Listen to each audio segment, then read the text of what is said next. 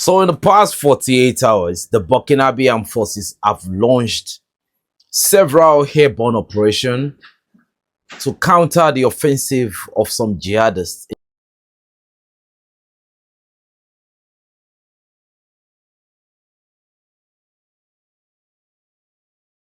And furthermore, they also launched another counter-offensive to launch a strategic coalition repulsion of some jihadists that were advancing from the Tillaberi region and trying to get in to Burkina Faso.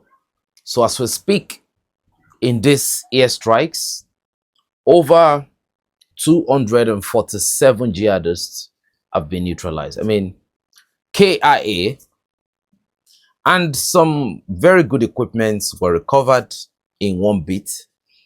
And most of the time, in some of these operations, you know, it is very, very unfortunate that most of this equipment gets destroyed beyond any type of rehabilitation.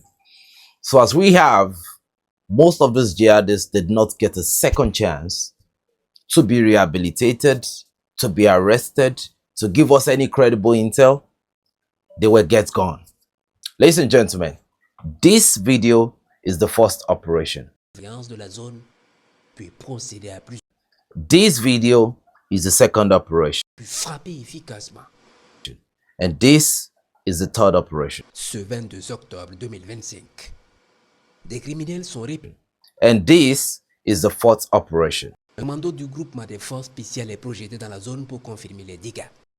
Fifth, À nouveau projeté dans la zone pour faire l'évaluation.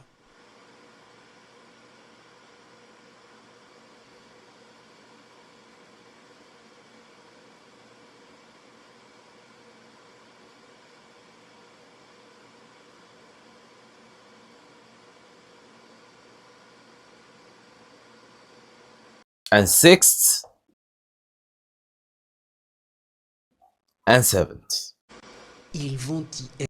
They were all strategic operations carried out to achieve a certain goal, cleaning out the jihadists. We've now come to a crucial point in Africa where only Africans can decide the destiny of Africans.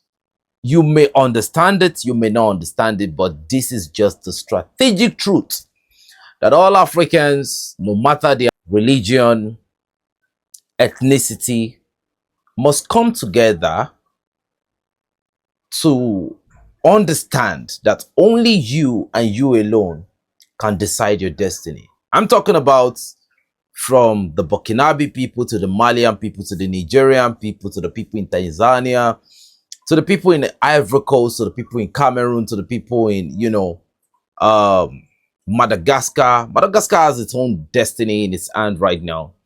But we can't say the same thing for Tanzania, because what is going on in Tanzania right now is actually devastating. You know, Suluhu has our integrity quite under some very high level of query for a long time.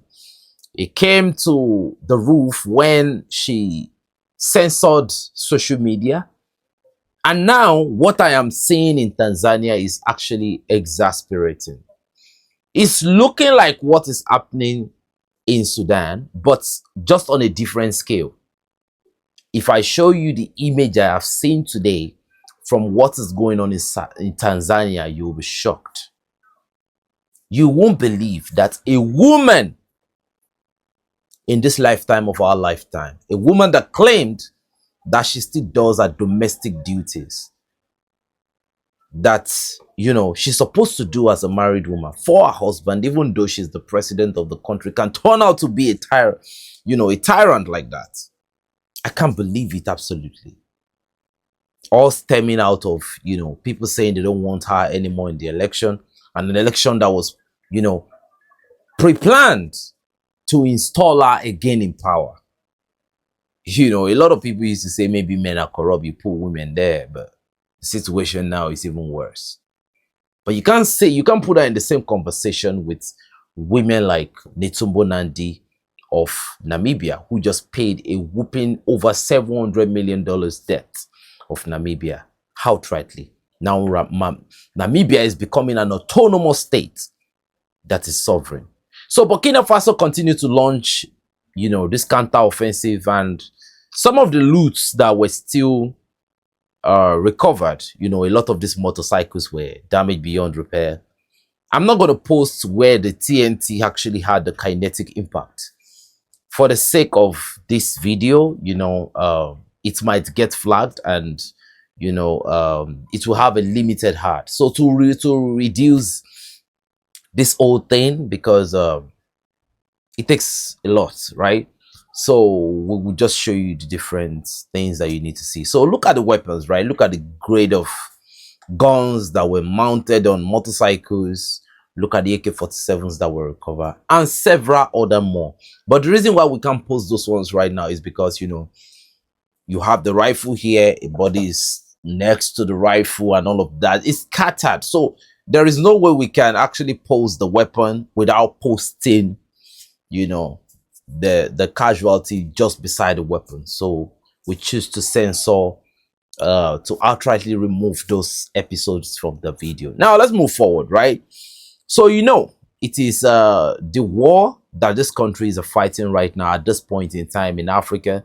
It's an existential war. If you know, you know. This is now a conflict between superpowers, right? The world is changing, and Africa has always been the richest continent on the planet in terms of minerals and strategic resources. So to me, I feel like this is looking like a tussle between the Arabs, between the unipolar world, which are the Western, dominated world, and also China. So it's looking like a BRIC versus the Western hegemon. So it's an Africa, Africa just need to get themselves at this point. Solidarity among African member states is much more needed than ever. And that is why the position of the African Union, you cannot emphasize at this point that the African Union is just a dead organization at this point. It's KIA, MIA. The African Union is missing in action. Sudan, missing in action. Tanzania, missing in action. It has forever been missing in action. So it's a question of what is the essence of this organization. To whom's interests have they been working? So there's a lot of billion-dollar question to be thrown back and forth among this treacherous organization that continue to get donations from every member state in Africa. Don't just think African Union is just created and, every state in Africa donate a certain sum to the African Union, even though we know that 60% of its monetary budget is being donated by the European Union. So you just understand why the African Union has remained silent in all of this. Now, you see, the reconnaissance of Burkina Faso has been working non-stop like a clockwork. The intelligence in Burkina Faso is just on a whole nother level, because not only do you have different grades of equipment working to gather intelligence, reconnaissance, and surveillance for the Burkinabè armed forces. When you have the civilian, look, I continue to tell people, the best type of ISR you can ever get is those that come from a united community. A community that choose to say, we are working for the same purpose.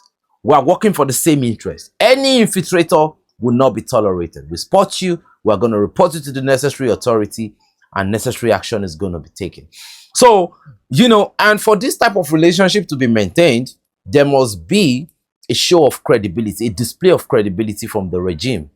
And, this will only boost the morale of the citizens, of the civilians, to work in synergy with the government. And that is what we are seeing in Burkina Faso. They call on the troops are there next seconds. So that brings me to the response time of the armed forces of the Alliance of Sahel. The coalition have actually done a very fantastic job. We equally heard that in Niger Republic, some tankers of fuel has now entered Mali once more.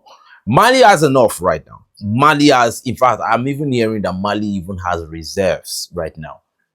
Nobody knows what is going to happen, but that's why they are storing a lot of reserves, so that no matter what happens, they won't be caught unawares. Because, you know, I can't deny something, that Mali was kind of caught unawares the first time on this hydrocarbon blockade. They never, you know, really felt like, okay, anything like that can happen.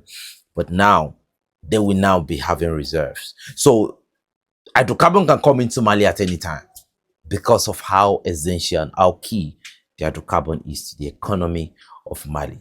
So, ladies and gentlemen, you know, and this hydrocarbon shipment was completely monitored strategically by the defense forces of the Nigerian armed forces, the Burkinabè armed forces, and the Malian armed forces through the supply route. And, you know, the escorts, the airborne escorts, the ground escorts was performed solely by the military coalition of the Alliance of Sahel, which is operational based in Bakane in Niamey. So, ladies and gentlemen, that was a successful operation by the Alliance of Sahel, you know, forces. Now, we have another information in Mali. You know, I know you all must have been hearing that, oh, our civilians should leave the Mali, this should leave Mali, that should leave Mali before November the 2nd. You know, the capital of Mali would have fallen. So much propaganda. Ladies and gentlemen, what's today's date? So the question is, okay, now we're having Timbuktu. The more they spread the propaganda, like I said, you know, this is information warfare. Look at the people of different race, different ethnicity, different European countries and all of that, dressing like Malians, currently in Timbuktu, coming in for tourism.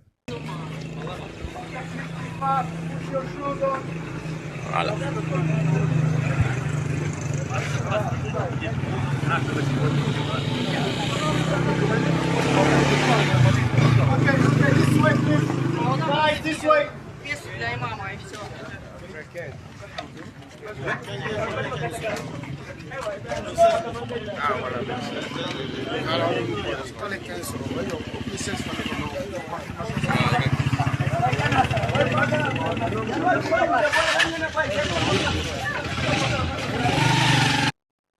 So does it mean that these citizens have just chosen to be, you know, disobedient to their government and all of that? It only means one thing, right? The narrative is different from the reality. Ladies and gentlemen, look, I have said this over and over. Now it looks as if proving this over and over again, I don't know what to say. Because now, again, I'm going to say this. These are just the citizens, right? You heard that, oh, they should leave Mali now. We need to make critical decision. Bamako is about to be rounded up and all of that. And the next thing you see are diplomats and ambassadors walking into Mali, making videos and thanking their stars, trying to speak French, even though this French is not Frenchin, trying to speak Bambara, even though the Bambara is not Bambaraing, and they're trying to be, you know, let's just make the Malian people happy so that they can accept us. Don't you see? The narrative and the reality is not the same. And even on the line of contact, for the first time in my life, I'm seeing a situation in the Sahel where the jihadists are being taught how to make theatrics, how to do a film making of shooting blank bullets, like shooting at blanks, nobody there. You see them come, alight from the motorcycle, and they start blasting away immediately. And you won't see a smear of red cell on any part of that place. Now they start shooting from impact and they start showing the video. Dummy as they are, they will continue to show the ground and you can't see a single soldier drop. So you want to tell me that the speed of a human being is faster than the speed of a bullet? I don't just understand what is going on anymore. Some of those videos, I've seen them, and there is no need of me coming here again because we've done this on the Android community platform for so long. And I'm tired of this propaganda from the jihadists. They were trained to do this. These people don't used to be like this, right? Well, ladies and gentlemen, there has been a lot of question that why is Mali allowing these foreigners to just come in anyhow in the name of you know, in the name of tourists, right? That there could be infiltrators, there could be agents of espionage, that there could be secret services coming in form of tourists and all of that. Well, it is down to the Malian intelligence to decrypt that and the Malian authority to take decisive action. Again, I've been hearing some covert rumor that some international journalists, some foreign journalists, you know, that they are entering Mali and they are interviewing the Malian security forces and all of that. Let me tell you something, right? They said Mali, part of the information propaganda was that Mali does not permit free journalism. Mali is blocking this, Mali is blocking that. Okay. Yeah, let them talk to the soldiers, right? Let them talk to the soldiers. Let the soldiers give them the version of what is going on the line of contact, right? They say the word, you know, I don't understand those people, but now I think at the end of the day, they have been able to successfully hear from the Malian side, right? Now, the question is, haven't gotten the facts you want to get, leave, right? Leave. But at the end of the day, people have the right to their suspicion. People have the right to their worry because this was a hard-fought freedom. If you get to a certain point, and you know how much blood, sweat, and tears you put on the line to get to that place, why compromise? Why give an inch? Because you know when you give an inch to those people, they definitely move a mile. But that's that with that, you know, I just leave you all in the comment section to give me your critical, you know, strategic opinion on what you think about this moves. Is it dangerous? Is it smart enough for the Malians to be, you know, permitting those people to... Could there be a possibility that they could infiltrate the narratives? They could, because now they are having access. Is there a possibility that they can start looking for loopholes, looking for the weak links? Ladies and gentlemen, I'll leave that in the comment section. I won't be biased or malicious anyway. Now, in the past 48 hours, something episodic is going on in Nigeria, ladies and gentlemen. We don't know that Nigeria has now become a contest between superpowers, but we cannot deny the fact that some things are obvious within the Nigerian state. Okay, what are the obvious, right? That there is terrorism in Nigeria, and the terrorism is going at a pace where, if not checked, we don't know what can happen. No Nigerian can tell me that they can journey the entire country. Like you want to just tour around Nigeria, you can't try it. Even you can't tour around the entire southern part of Nigeria. This is fact. This is fact. Enough of the gaslighting, okay? That, oh, Nigeria is not this, right? This is not that. There's terrorism in Nigeria. But, you know, the Christian-Muslim thing, I don't get it, okay? I don't get it. There is Christian killing in Plateau, in Benue State. Like, no, to be honest, there is killing of Christians. This evil government, not this killer government, can make the word of God of no effect. And you are going to hear wonders. Amen.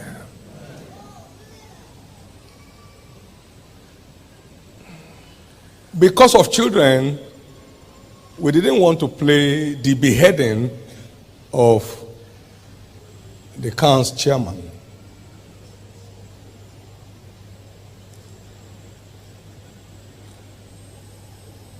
Except God has stopped being angry with the wicked, the generations of the perpetrators of these wanton killings, who even claim we are against Christianity, they said it in their dirty language.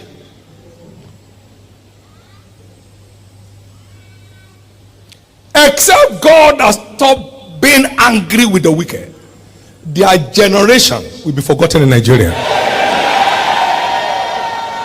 The same way they can't find the Amalekites in Israel, extinct. The generation of these killers will become extinct. My own state, they entered the church and they were able to completely murder a large amount of worshippers in my own state. I wasn't far away when the news got to me that day, and I can't show you guys the video. The video is online, bro, but I don't want to show you, right? And I don't need to tell you my state, right? They came in the afternoon, in on bike, came in with AK-47, and even there were couples that just got married, came to the church to do their Thanksgiving. Luckily for those couples, right? Somebody called them that, oh, something is going on at home. Like it's like somebody horned the gas and the food is burning, they forgot, and immediately those couples were leaving. These terrorists, they jumped in, and they are from one tribe and one tribe alone, the Fulani tribe. Look, I'm not here to speak on behalf of anybody. I'm just telling you what happened. I'm telling you the reality. I'm reporting facts, okay? It's not my business how anybody feel. These people were Fulani jihadists in my state, right? So now we've seen that in the past 48 hours that, there is a serious, exchange of gun blazing, social media, back and forth. There's a lot of commotion in Nigeria. People are agitated. If it's China coming to say that, people will believe it, because China is not nosing into our internal affairs. If it's Russians, people will believe them. But America are known to be liars. They said Saddam Hussein has weapons of mass destruction, and there is none.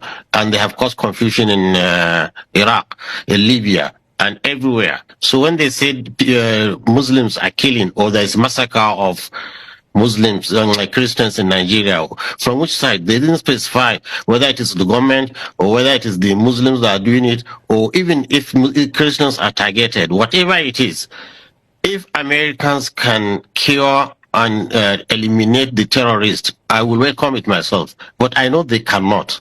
Okay, when you say they cannot, when you say they cannot, let me tell you. Okay. They have fought 20 years in Afghanistan. They could not finish them. Afghanistan is in Syria now. This same thing. And this terrorist you see, it's not easy to just come and drop bombs here and there and think you finish them. They have infiltrated the society, so it's going to cause more damage. More Muslims and more Christians will be killed if America would drop a bomb in Nigeria. I'm telling you this. You can take it for a record. So what we are trying to avoid, we are going to even compound it. Look, myself, I have been trying to see how we can pacify these people. I've been going to see how we can pacify these people and redirect them, because they are human beings. They listen and reason. But if you say you want to use force against force, then you will compound the problem and make the thing dirty. If Nigerian army, which has been very active in many hotspots, cannot deal with this issue for 18 years, for 15 years with Boko Haram, and now the bandits, and to me, the bandits are even more vicious, because they are. You said something about Nigerian army not being able to do something about it for some time now. You have been the person, or rather, news have actually carried it, that you more like mediate or serve as an intermediary between them and the government, and that actually has sparked quite reaction among Nigerians. What can you tell us to be, some of the good points or flash points of your, interaction or discussion with them, especially when you had to get into the bush? Because the other time we're talking about giving them amnesty and all that. Yes. You see, just to entice them to leave their weapons. You see, one thing good about it is, you see, you don't treat a disease without diagnosis. If a doctor can diagnose a disease, even if it's cancer, he will know how to manage it. So the good thing about it is, now before we are fighting a phantom, we don't know something is fighting us, coming to take us. We don't know that person. Now, by going to talk with them and sit down with them and to hear their grievances and understand their psychology, so we are able now to contain the problem. Now, Kaduna is relatively safe. I can say you don't hear any more mass killings now in Kaduna, because we understand their psychology, and the governor is cooperating. We are talking to them, and they are keeping their weapons. They are not fighting. They still on the weapons. They hold the weapons. But you see, this is a small, gradual process in which slowly we will civilize them. We'll take away their weapons and let them into good citizens. So this is it. It has to be systemic. But for America to come and start bombing in northern Nigeria, I'm telling you. People are speaking relentlessly. I'm not talking about, look, just people that are speaking, they are not talking, most of them are not speaking for the Nigerian interest, right? Everybody you see speaking right now is one way or the other benefiting from the Nigerian state. Not every, in fact, 70% of Nigerians are not benefiting from the Nigerian state. Let's just get that as a fact, right? And Drade is telling you this as fact. One thing you know that I would never do is to compromise or lie to you. 70%, right, is not benefiting from the Nigerian state. I can tell you, to even get a job, no matter how intelligent you are in Nigeria, you have to know somebody that knows somebody that knows somebody. The level of corruption in this country is stupendous, right? So, and it affects the end product, because who are the people you are putting in service? What is the quality? What is their capability? What result did they graduate with? You know, all these things they're there, right? Black and white, we can't deny it. Now we've been hearing in the past 24 hours, you know, different military conquests. All of a sudden, in fact, I have so many pictures. I've downloaded too many pictures today. The Nigerian operation this, operation that. Look, in the past 24 hours, right? The number of jihadists that have kissed the dust in Nigeria is something I've not heard in 1 year. So the question is this. There is equally some truths, right, in Donald Trump's statement. Let's get that correctly. There is genocide. So if it is now in the interest of America to pick whichever side they want to pick, okay? It's in their interest to say, okay, there's Christian genocide, because the Christians reported to them. I have the video. I can show you the video. You want to see it? Okay, watch this video. Oh my God, so I'm very excited, very, very excited that President Trump has finally designated Nigeria as a country of particular concern. You see, on Tuesday this week, Tuesday, October 28, 2025, around 11 a.m. Oklahoma time, that's Central Standard Time, United States, I got a call from Jesse Sutherland, the policy advisor to the senior senator from Oklahoma, Senator James Langford. That's one of the signatories to Senator Ted Cruz's bill. The message was just simple and direct. Frank, can you write a reminder to the letter sent to this office to be forwarded to the Department of State? So the Department of State, that is the office of the Secretary of State of the United States, Marco Rubio, was asking for a reminder, because they don't want to act so moto. They want to act as a response to a call made by Nigerians. So I wrote that letter immediately and sent to the office of Senator James Langford. That was on Tuesday, October 28, 2025.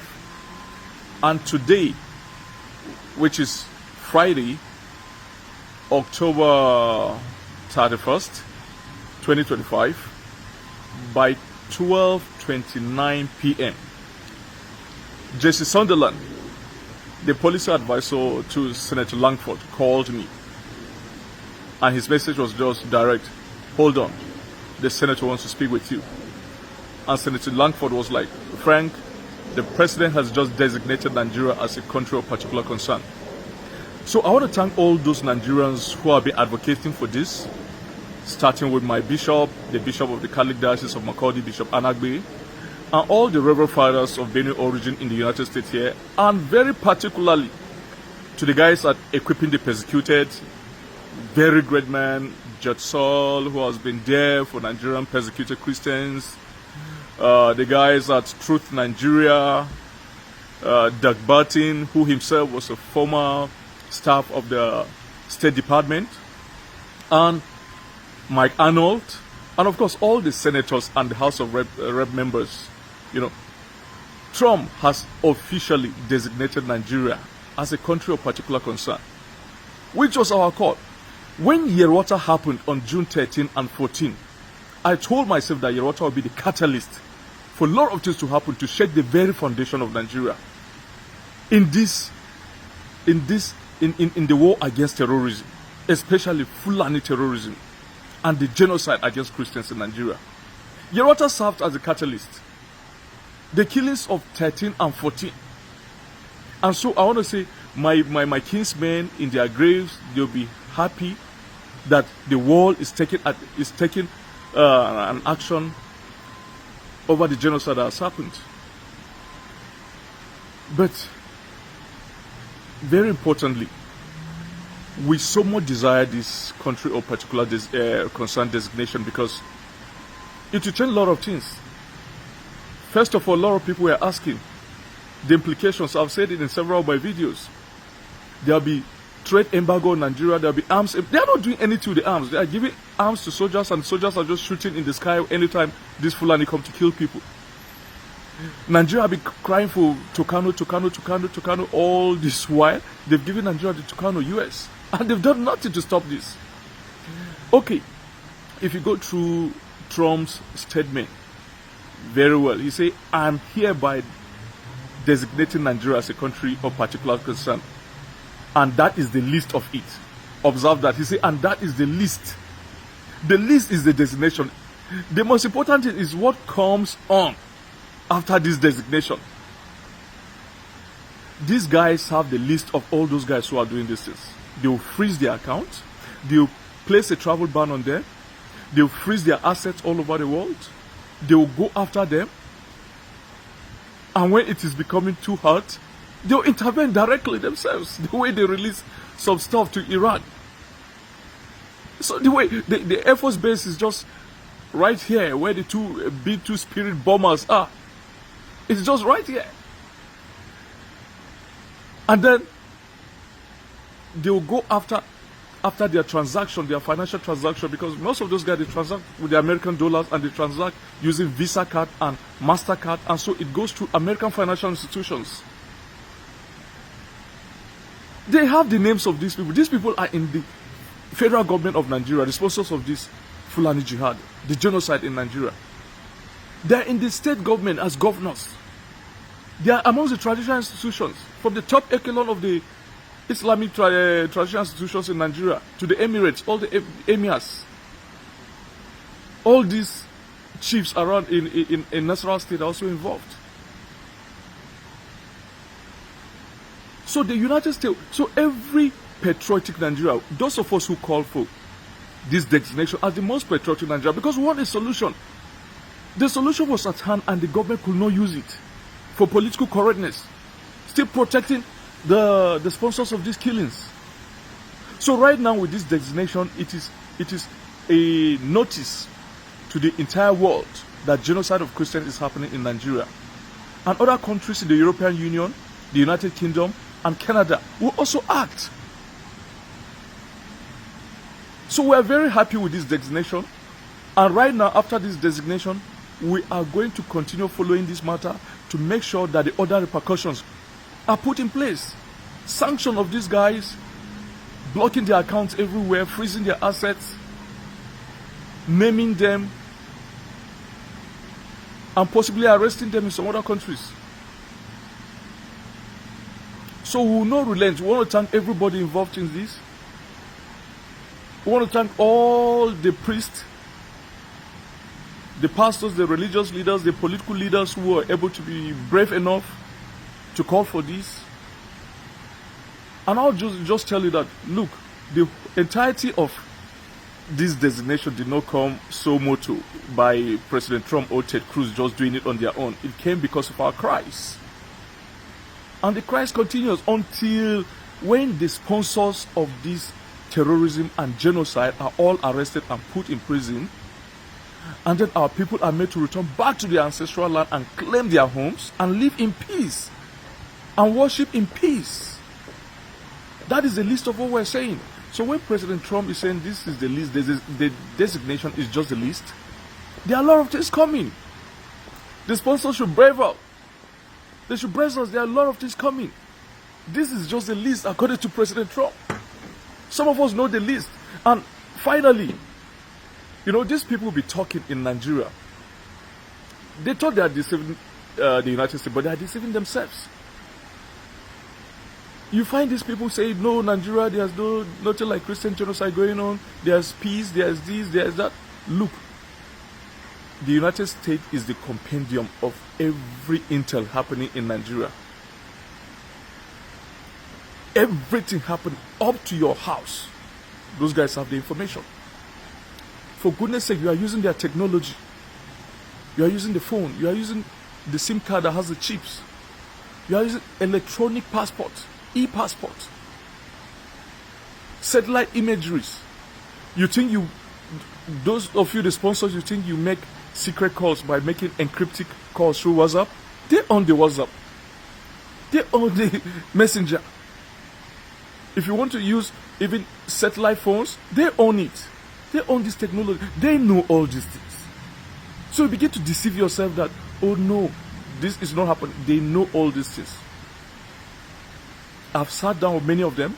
I've heard them inform me about Nigeria to the extent that I never knew Nigeria existed that way. So once again, we want to thank President Trump very well. We want to thank everybody involved in this. So the Christians reported, right? It's now in the interest of the Muslims not to report. If they want to go and report, fine. I am Wilfred Chikbana, but not appear here as the bishop, the Catholic Bishop of Makurdi Diocese, the capital of Benue State in Nigeria. I am the shepherd of one of the 4 dioceses, Catholic dioceses in Benue. We have others, Anglican, Methodist, and Pentecostals, which sort of the Benue State has a population of about 6.1 million people, 2 million of whom are those under my care as the bishop of the diocese. Benue State is about 98% Christian, with very few Muslims living in towns. Nigeria and eventually my diocese and the state of Benue have become, in recent years, one of the most dangerous and insecure places for Christians. Christians and Muslims are nearly evenly divided among Nigeria's large population of over 200 million persons. Islamist extremists are fiercely contesting the possession, control, and governing law of the land, especially in the country's northern and central regions, the latter of which is where Benue is located. There are constant ethnic, political, and religious conflicts over land and allegiance. Constitutionally, we are a secularist country, but our unity has been fragile. Political and religious actions and even public speech have been carefully managed to avoid accusations of religious bias and political tensions. Today, the clear influence of Islamist extremists has changed the traditional social dynamics of tribe, ethnicity, religion, and the social status in Nigeria. Because just recently, at the beginning of the Ramadan fast, 12 states in northern Nigeria have declared closed schools so that they attend to this. And you can imagine which other country in the world does that. Saudi Arabia is not doing it. Afghanistan is not doing it. Baghdad is not doing it, but then Nigeria is practicing. What kind of Islam are they practicing? 12 states, and not only Muslims are living in these places. What happens with the educational program or curriculum of the country? But this is what we are going through every day in Nigeria. A long-term Islamic agenda to homogenize the population has been implemented over several presidencies through a strategy to reduce and eventually eliminate the Christian identity of half of the population. This strategy includes both violent and non-violent actions, such as the exclusion of Christians from positions of power and adoption of such church members, the raping of women, the killing and exploitation of Christians, the destruction of churches and farmlands of Christian farmers, followed by the occupation of such lands by the Fulani herders, and also changing the names of these villages. They are taking over the places, so you clearly see an expansionist approach and Islamic, and then they are making the people now flee and leave their villages, and they conquer it. The quest to Islamalize the land appears high on the agenda of some of the powerful and influential Muslims in Nigeria. There is a campaign to take land to spread Islam, and there is the hemorrhaging of Christian farmers from the central region of Nigeria and Benue State, and Makurdi Diocese in particular, as they are forced to abandon fertile lands that used to feed the nation, which classify Benue as the food basket of the nation. Militant Fulani herdsmen are terrorists destroying society. They steal and vandalize, they kill and boast about it. They kidnap and rape, and they enjoy total impunity from the elected authorities. None of them have been arrested and brought to justice. This is supported by the corrupt system in which we operate and the abject poverty among us, which allow the criminals to easily attract more recruits and prey on more victims. Why is this happening? Is it really a religious war? Like in the past, many jihadists are motivated less by religion than by spoils of war and use their religion to impose themselves. In my diocese, the spoils consist mainly of fertile, well-tended land organized around my parishes or so. The jihadists come and adopt and kill the priests, leaving thousands without support and basic human services. And of course, when they disperse the people, the inhabitants, or the citizens, or the people of the lands, they take over. And any attempt to go back and take care of your farms, surely you get killed. The Makurdi Diocese in Benue State has been the epicenter of the invasion by these herders, who are more like hired guns of cattle oligarchies, who manipulate religion to rally the herders to eliminate the Christian population and cleanse the land in the name of Islam. This objective is behind the relentless attacks against Benue's villages. When we call for help to the police and the army, they do not come. At the end of 2024, several villages were warned by the attackers of the upcoming violence, and the leaders called the police for defense ahead of time, but they did not come, and the Christian massacres, almost customary, took place, killing hundreds in Plateau and Benue, with the worst massacre claiming 47 people. The militant also burned down the 8 Catholic churches of St. Mary's Parish in the Diocese of Boko, which in Benue State, as well as the parish house, clinics, schools, and other houses. The militant Fulani herdsmen bear on defenseless villagers without consequences. They follow orders to conquer, kill, and occupy. They attack even those who have managed to escape into our IDP camps. Thereby, they have no place to run to. And it is unfortunate that the police system in Nigeria, orders have to come from above. And such that once there's a call, and they say they have never responded. And by the time they arrive, these people have left, and the people are now living in the pool of their blood. What I have recounted above is happening not only in Benue State. I believe our experience in Benue is symptomatic of what is happening elsewhere in large parts of Nigeria. The experience of the Nigerian Christians today can be summed up as that of a church under Islamist extermination. It is frightening to live there. Apart from the violent campaigns and attacks against Christian villages, there are now attempts by the Islamic Council of Nigeria and various Islamic groups to impose Sharia law on the Christian populations. Already, 12 states in the north of Nigeria are under this sectarian religious law, and attempts to extend the same to the south of Nigeria, which they have started. This month, governors in the north decided appropriately to close all schools and education institutions during the months of Ramadan, leaving millions of students without learning opportunity for 5 weeks. We live in fear because at any point it can be our turn to be killed, but to remain silent is to die twice. So, I have chosen to speak. I speak on behalf of the millions who are in the camps.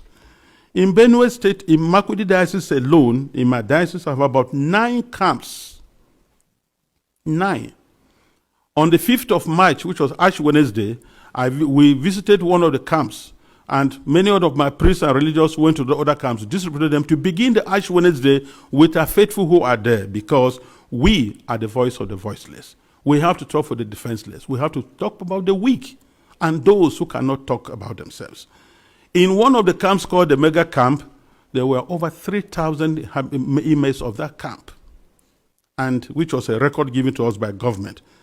I speak on behalf of them and those children who have no husband, who have no father, and even their own voices taken away by the politicians who promised to help them, but have become the willing tools of the jihadists because they are talking politically correct statements, looking for next elections to come.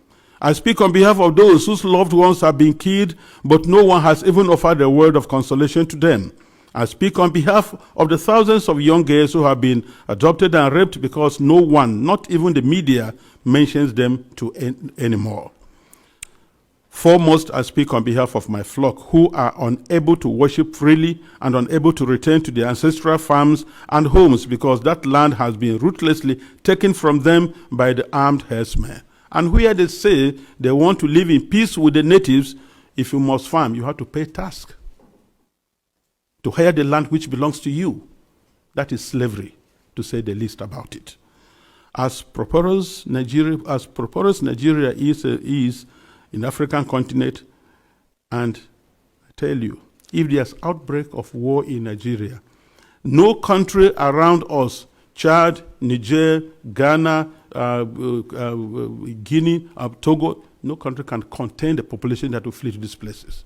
No country can be able to house over 5 million refugees. It's not possible because of that. And if 1 million refugees run to Chad and Niger, they'll collapse that country because there'll be no plan to take care of them. So we have to be very careful. Today, I urge you all to use every means within your mandate to start developing a strong and good relationship with Nigeria, where you know that when you speak of human dignity, you are also speaking of the same God-given right you believe is unalienable. Consider that Nigeria can be your ally, but it cannot be one where half the population is in the process of being murderously eliminated. Work with us, the churches, and other Nigerians of goodwill.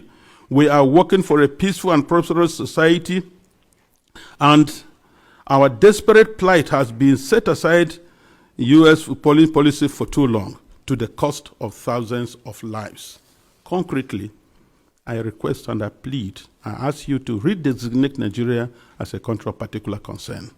This has both a practical and diplomatic meaning to signal that you are paying attention to what happens to us and elsewhere in the world.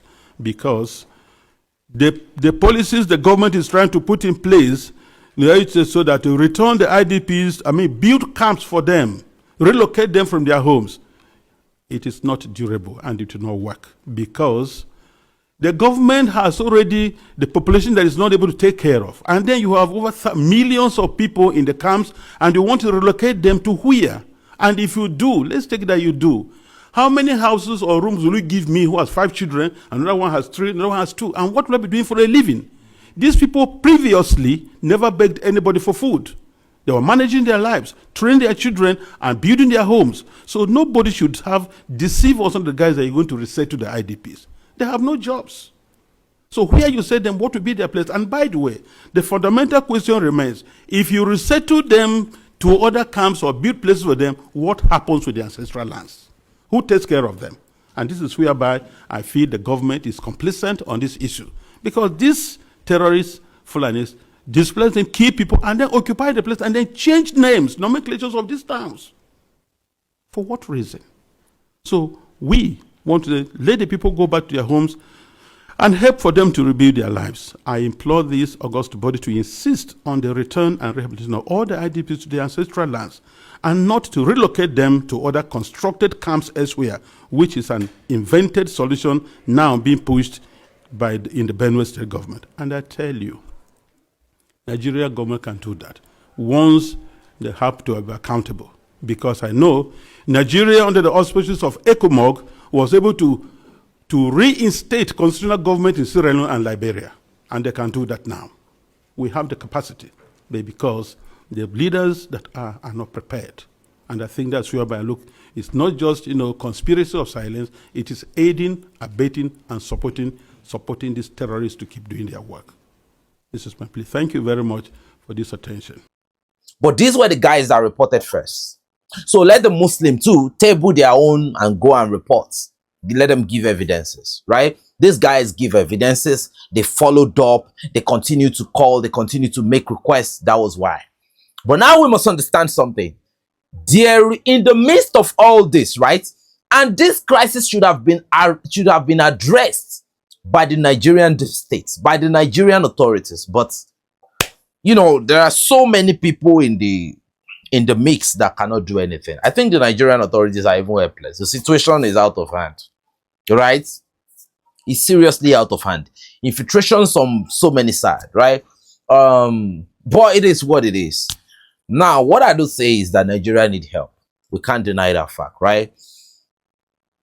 Now, we're even hearing information that, look, Donald Trump, since he made this statement, the number of retweets he got in his comment section from Nigerians, I've not seen people that are begging Donald Trump. In fact, you hear in some of the comments in the comment section where Nigerians were saying that, look, even Donald Trump, why are you wasting time? We are waiting until just need to hear that the first bomb, that the first TNT has dropped. Like, Nigerians they're something else. Like I've always said, you can't defend Nigerians. You can't argue for them. You can't go against. You can't support Nigeria. It's just Nigeria. I don't know what to say, right? It's difficult. You can even see David Uday saying that, look, you can't defend Nigeria. I'm a Nigerian, and I'm telling you, you can't defend Nigerians. Just leave Nigerians to be Nigerians, right? Whatever the outcome is, right? We just have to wait and see, okay? I'm not here to defend anybody. I'm just stating facts, okay?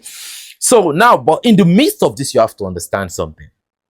Nigeria is highly contested. It's still highly contested. There's an interest in all of this. Definitely there will be an interest. In fact, we've heard Nigerians saying, okay, even before the US say they want to invade Nigeria and all of that, you know, that the US is not even invading Nigeria. They said they want to kill terrorists, right? They said that, okay, even if the US doesn't come in, these resources everybody is talking about, that the US wants to come and steal Nigerian resources, that how does that resources even, how has it ever benefited common Nigerians? In the north and the south, anywhere, how has it ever benefited? In all honesty, a common Nigerian is a poor Nigerian. Let me just be honest with you, right? We know the states where people get benefits, even minimal benefits. If not for you guys, I promise you, I just went to school. My life was, before I met you guys, man, it was tough. This is the reality of Nigeria. This is the untainted reality. A desperately bad situation, right? And you see some people, they go out there and they show you, like, that's why you see a lot of Nigerian youths. See, look, man, we don't need to lie to ourselves. The situation in Nigeria is crazy. I know what I'm saying, okay? Now, Trump said he's going to be invading, right? But there is an interest. Watch this video. Nigeria is under attack right now. The United States is literally threatening to invade the country. Question is why? The excuse they're using is there is a genocide of Christians in Nigeria by Muslim extremists. So you know it's absolutely not that. It's always the exact opposite of that. Meaning it's probably mostly Muslims who are being genocided by CIA and Mossad, especially funded terrorist groups. These people are not Muslims. They're about as Muslim as ISIS. The Israeli intelligence service is Muslim. Don't believe the lies. It's a massive psyop. Why? Because America wants a base in Port Harcourt in Nigeria. Because Dangote, Nigeria's richest man, has just set up an oil refinery. Nigeria's first in a long time that will actually refine Nigeria's oil for them. With the way it's been happening for the past few decades is that Nigeria will pull the oil out of the ground, send it over to America, they'll refine it and sell it back to the Nigerians at 3 times the price. That's basically economic and industrial humiliation and slavery. Now they're breaking away from that. And America's like, well, can't let them do that. Got to go in there, get our base in there, take over the whole country. And that's where all this is coming from. And the vast majority of these voices online screaming there's a genocide of Christians, these are all paid shills and bots. This is the course. They want us to look at this instead of seeing the genocide happening in Gaza. And by the way, it's by the same people bombing Gaza, the same people funding Sudan's genocide, are the same people that want to invade Nigeria, and they ain't Christians and they ain't Muslims. Everyone knows the truth. Everyone with a brain. Anyone that is going against it is either a complete and total donkey or a paid operative, and they're not even paying that much. It's sad and pathetic. This is Nigeria's time to emerge as a superpower. We need to knock back this whole psyop in their face, show them, no, we're not going to fall for this. Stay out of our country. And guess what? They're going to give up. The United States is a fading superpower. They can't even control their own backyard. They're trying to invade Venezuela. They'll fail at that too. Kick them out of Africa. Show them they have no power in Nigeria, and guess what's going to happen? Nigeria will emerge as a superpower in the next few years, I promise you. Because if they know they have no power there, they're just going to give up. And guess what? What's happening in Burkina Faso, Mali, and Niger, that's scaring them too. They know that wave will spread unless they get their hooks into Africa's most populous nation, which is Nigeria, and Africa's biggest economy, which is also Nigeria, and the country in the world with the most potential in the world, which is also Nigeria. Yeah, I love the Nigerian people. I have particular love for you guys. I'm Egyptian, I grew up in America, and America and Egypt and Nigeria are actually all quite very similar.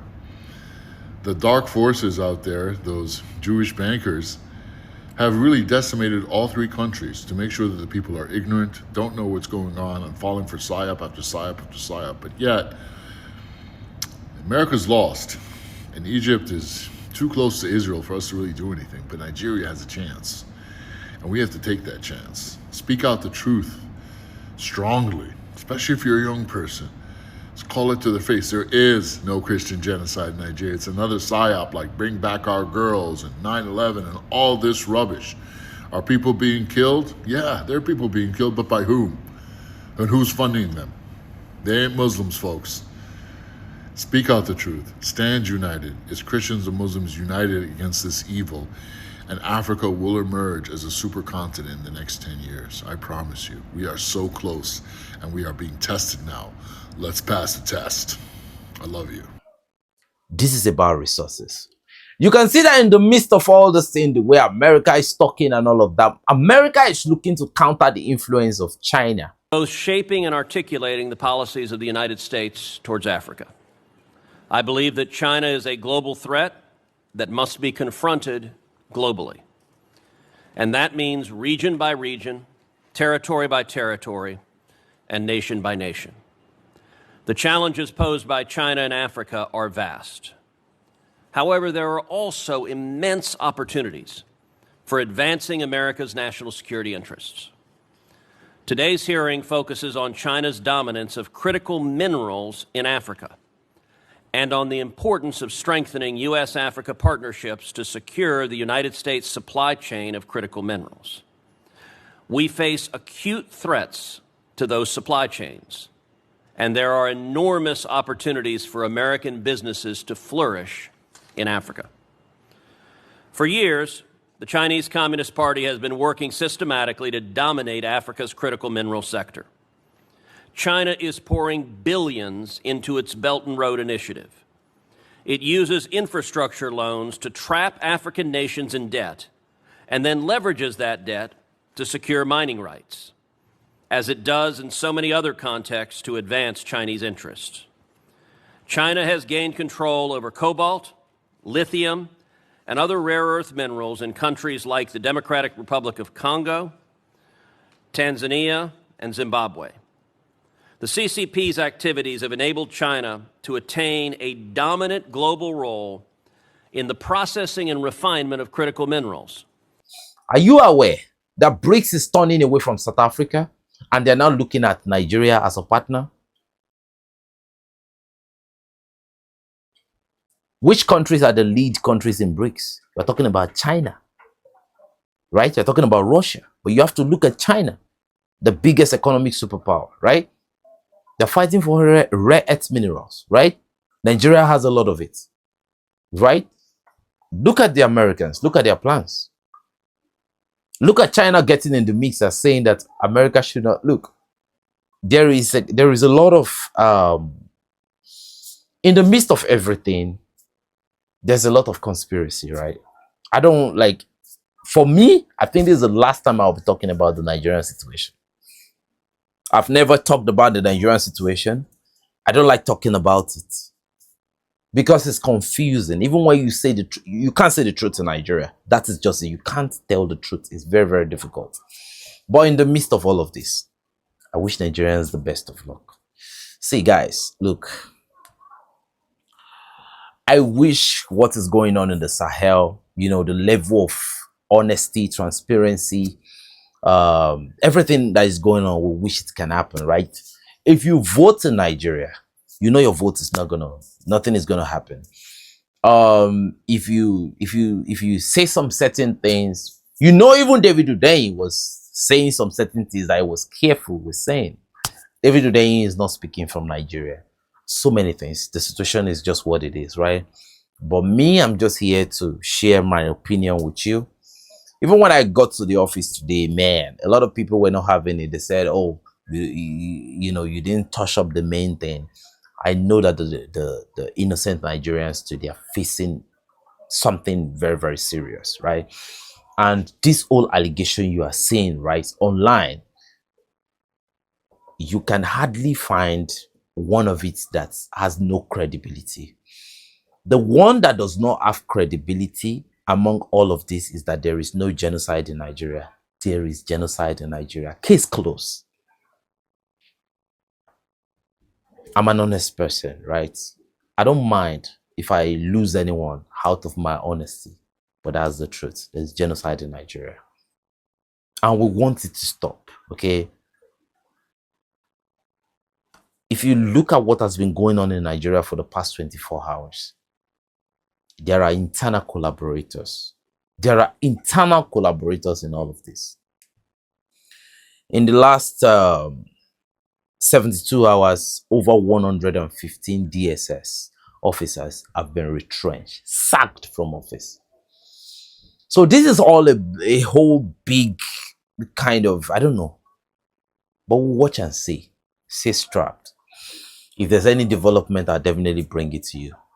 But up until then, I continue to give you my untainted information about the Sahel. Thanks for watching, and God bless you.